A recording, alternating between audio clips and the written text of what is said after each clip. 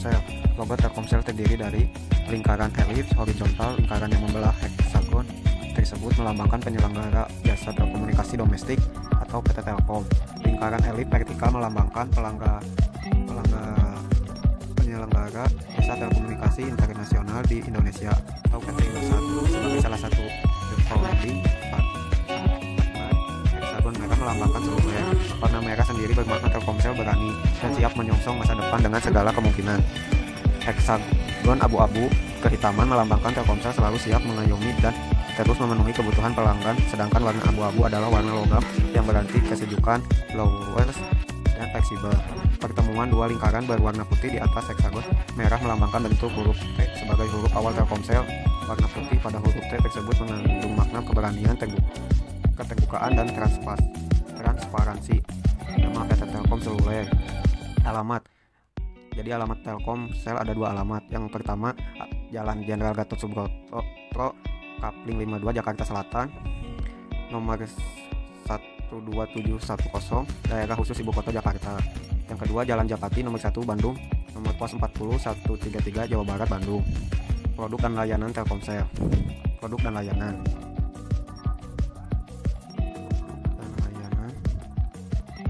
Produk Telkomsel ada 3. Yang pertama telekomunikasi, sambungan telepon kabel tidak bergerak, sambungan telepon kabel tidak bergerak seluler. Jasa layanan internet, layanan jaringan, jasa komunikasi data, layanan interkoneksi dan intercarrier sarana penunjang. Yang kedua layanan teknologi informasi, manage application dan performance atau ITO, e-payment atau payment service, IT enable self service atau IT network centric fast, jasa integrasi. Yang ketiga media dan edutainment content portal media TV. Visi dari Telkomsel sendiri menjadi penyedia layanan dan solusi gaya hidup digital mobile kelas dunia yang terpercaya. Misinya memberikan layanan dan solusi digital mobile yang melebihi ekspektasi para pengguna, menciptakan nilai lebih bagi para pemegang saham, serta mendukung pertumbuhan ekonomi bangsa. Sejarah perusahaan Telkomsel, pada tahun 2000 Telkomsel menyediakan mobile banking pertama di Indonesia. Pada tahun 2003, Telkomsel menyediakan roaming internasional prabayar pertama di Indonesia.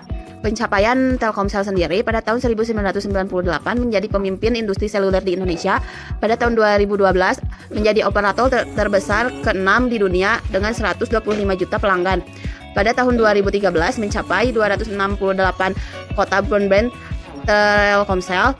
Program untuk Indonesia tersendiri dari Telkomsel. Pada tahun 2008, Telkomsel meluncurkan program Telkomsel Merah Putih dalam rangka memberikan layanan telekomunikasi bagi pulau-pulau, desa-desa terpencil, dan daerah pembatasan. Pada tahun 2010, objek perencanaan pemasaran. Produk yang menjadi objek perencanaan dan pemasaran adalah kartu seluler Kartu Halo yang diluncurkan oleh Telkomsel. Kartu ini diluncurkan pada tahun 1997. Kartu Halo merupakan salah satu produk kartu perdana pasca bayar yang ditawarkan oleh Telkomsel. Kartu Halo salah satu produk yang ditawarkan oleh Telkomsel kepada konsumen kelas menengah ke atas. Diposisikan sebagai pasca bayar yang merek pilihan antara profesional dan perusahaan segmen pelanggan. Kartu Halo menyediakan suite yang tak tertandingi, layanan mobil penuh dan hak eksklusif. Nilai produk yang pertama, price atau harga. Secara umum paket internet yang ditawarkan oleh kartu customer Telkomsel harganya lebih murah. Yang kedua, feature usung Kartu Halo. Ketenangan dalam menggunakan Kartu Halo. Komunikasi yang tidak akan terganggu dengan kehabisan pulsa akan menghambat komunikasi. Maka fitur ini batas kredit dengan sistem tagihan dari Kartu Halo membuat para pelanggan merasa tenang. Ketiga, produk option accordingly atau produk yang sesuai. Bebas memilih paket yang dibutuhkan disesuaikan dengan perencanaan keuangan yang akan menghemat pengeluaran. Yang keempat, internet connection atau koneksi internet. Kartu Halo yang merupakan jenis kartu pasca bayar akan membuat internet lebih cepat dan stabil. Pengalaman sinyal juga lebih luas karena pihak provider memberikan jaringan prioritas bagi pelanggan kartu pasca bayar. Yang kelima, servis atau layanan. Sebagai salah satu produk dari PT Telkomsel. Baik, saya akan melanjutkan presentasi mengenai analisis lingkungan, di mana analisis lingkungan dibagi menjadi dua, yaitu makro dan mikro. Pada makro akan dibahas 4 bidang, yang pertama politik, yang kedua ekonomi, yang ketiga sosial budaya, dan yang keempat teknologi. Pada setiap bidang saya akan menjelaskan satu contoh. Yang pertama adalah bidang politik. Fenomena yang terjadi adalah Peraturan Menteri Komunikasi dan Informatika Nomor 12 Tahun 2016 tentang registrasi pelanggan jasa telekomunikasi. Fenomena ini terjadi pada tahun 2016. Menteri Komunikasi membuat peraturan mengenai registrasi pelanggan jasa telekomunikasi. Ini mempengaruhi industri pada PT Telkomsel, yaitu adanya kejelasan dalam perlindungan untuk konsumen dalam melakukan registrasi. Peluangnya adalah konsumen akan merasa lebih aman dan nyaman dalam menggunakan produk kartu seluler dari PT Telkomsel. Namun, ancamannya adalah harus adanya kewaspadaan dari PT Telkomsel dalam memberi pelayanan pada konsumen atau perusahaan akan terkena imbas dari peraturan tersebut. Kemudian, bidang kedua adalah ekonomi. Perekonomian Indonesia yang mulai stabil. Fenomena ini didorong karena Indonesia adalah sebagai salah satu negara berkembang yang memiliki berbagai banyak kekayaan negara yang membuat perekonomiannya mulai stabil. Hal ini memang terjadi pada masa-masa sebelum pandemi.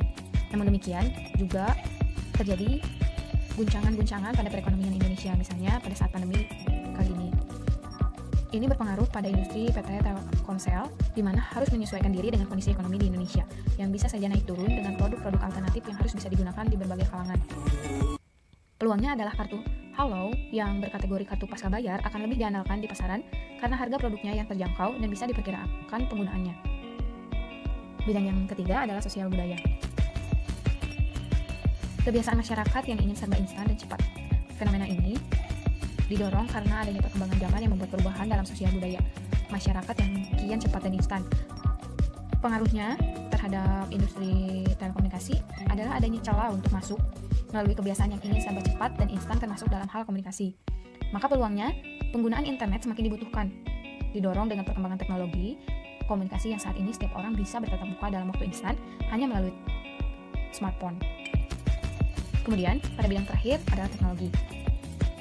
Perkembangan teknologi berupa mesin-mesin yang semakin canggih di perusahaan. Fenomena ini didorong semakin cepatnya perkembangan zaman dalam teknologi membuat segi bisnis pun berkembang, contohnya pada mesin-mesin perusahaan. Perusahaan akan mudah dalam membuat produk tanpa harus menggunakan waktu lama untuk memenuhi keinginan konsumen. Peluangnya adalah PT Telkomsel akan semakin cepat dalam memenuhi kebutuhan dan keinginan konsumen terhadap produk.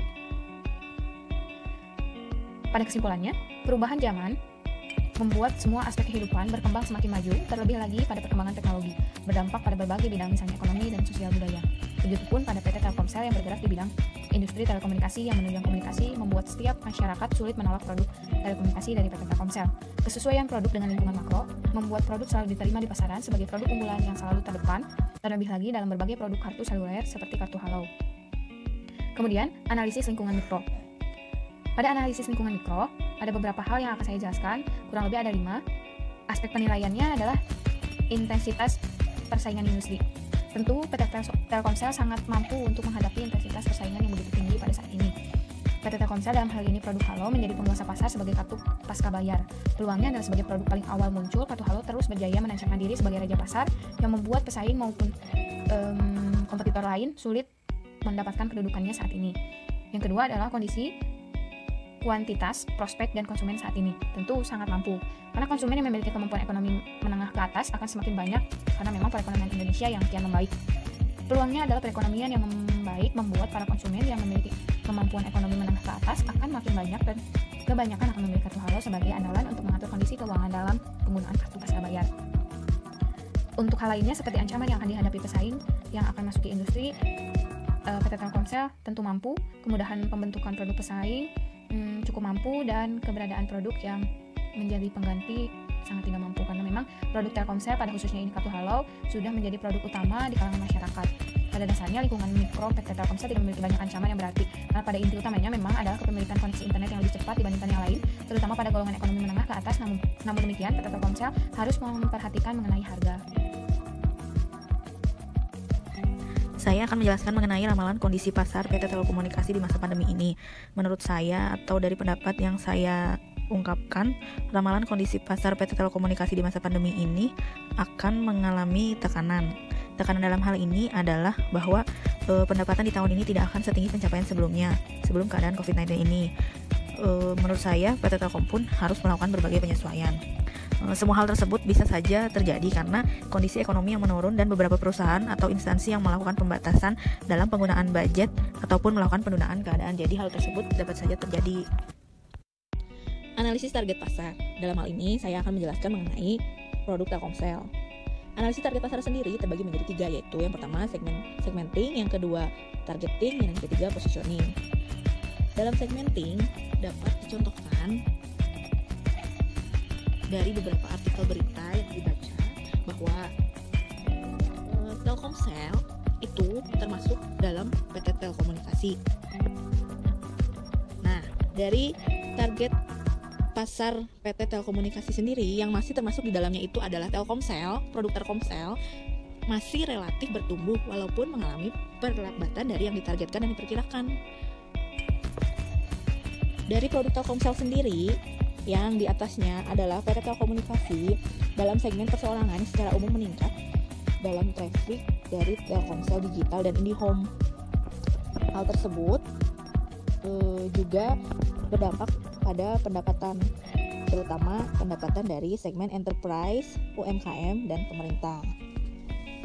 Begitu pula pada segmen wholesale dan internasional, yang dimana segmen tersebut itu termasuk di dalam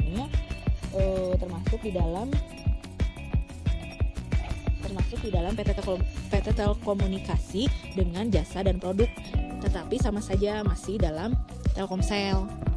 Jadi dapat dicontohkan dalam targeting itu produk Telkomsel melakukan efisiensi pada sisi beban, terkecuali kebutuhan biaya operasional untuk network operation dan beban karyawan terkait dengan kesehatan dan pengobatan COVID-19. Sedangkan dalam position, Telkomsel sendiri menetapkan sisi network operation yang diperkirakan akan tetap tumbuh yang sejalan dengan kebijakan work from home yang membuat jaringan akan terus bertambah.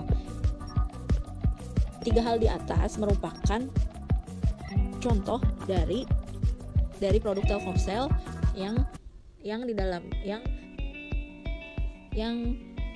berada dalam induk PT Telekomunikasi yang diharapkan dapat terus berjalan dan mendapatkan pendapatan walaupun tumbuh lebih lambat daripada saat normal. Desain marketing mix. Dari segi produk, Telkomsel senantiasa mengeluarkan produk yang bermutu tinggi dan memberikan kemudahan kepada konsumen dimanapun berada, baik perkotaan ataupun pedesaan. Seperti produk Simpati Flash memberikan kemudahan bagi pengguna internet. Produk yang dikeluarkan Telkomsel diantaranya adalah Simpati, Kartu As, Loop, Simpati Flash, dan Kartu Hello. Dari segi price, pertama, skema tarif produk Telkomsel dapat berubah sewaktu-waktu sesuai dengan kebijakan tarif yang ditetapkan oleh Telkomsel. Kedua, Telkomsel berhak mengubah, mengakhiri, menambahkan bagian manapun dari layanan atau struktur harga setiap saat berdasarkan kebijakan Telkomsel dan atau apabila ditentukan dan disetujui oleh pemerintah. Ketiga, Telkomsel dapat memperlakukan tarif berbeda pada lokasi dan waktu tertentu sesuai dengan kebijakan tarif Telkomsel. Keempat, tarif dapat berubah sewaktu-waktu sesuai dengan tarif kebijakan yang akan diinformasikan melalui website. Kelima, pada setiap penggunaan produk Telkomsel terdapat fitur dasar international roaming yang otomatis aktif dengan skema tarif tertentu yang ditetapkan oleh Telkomsel. Dari segi promotion, PT Telekomunikasi Seluler Tbk mempromosikan produknya dari berbagai segmen, dari mulai sponsor penyelenggara event, iklan televisi, sosial media, komunitas misalnya TSC atau Telkomsel School Community, dan lain sebagainya. Dari segi place, PT Telekomunikasi Seluler Tbk mempromosikan produknya dari berbagai segmen, dari mulai sponsor penyelenggara event, iklan televisi, sosial media, komunitas misalnya TSC, Telekomunikasi School Community, dan lain sebagainya. Dan berikut ini merupakan penjadwalan dari program pemasaran.